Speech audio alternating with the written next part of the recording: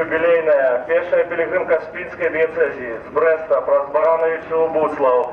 Щиро вітає Айсакусташа гэтага святого места.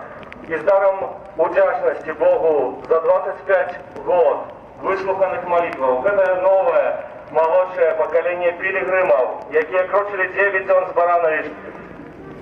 Таким подарунку от нас принесе воды, якія были во всех костелах праз шлях наш. И с просьбою змяшчэння гэтых водаў каля образа Маці Божией звяртаемся. Гэтыя самыя маленькія мы заберем у свой санктуарыю Маці Божией Фатимской. Гэтую великую мы покидаем вам.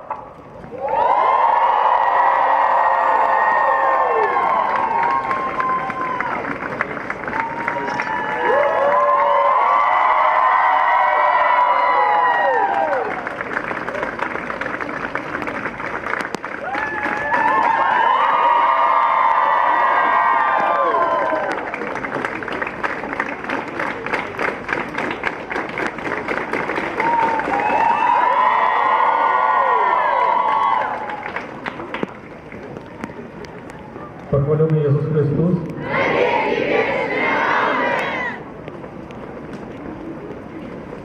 Все лета ніщо ні одна пилигримка не проходила так, як ви приходите.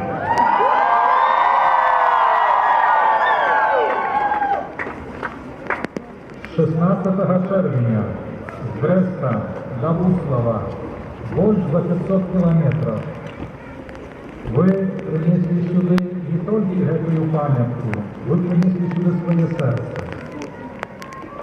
І, напевно, гэтое ваше серце будуть зовсім близько Маті Божої.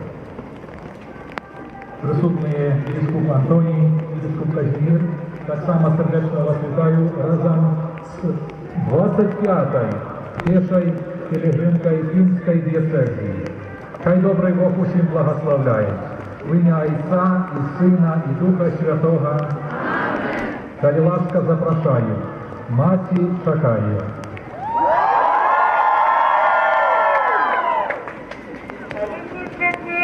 Ни солнца, ни месяц на землю,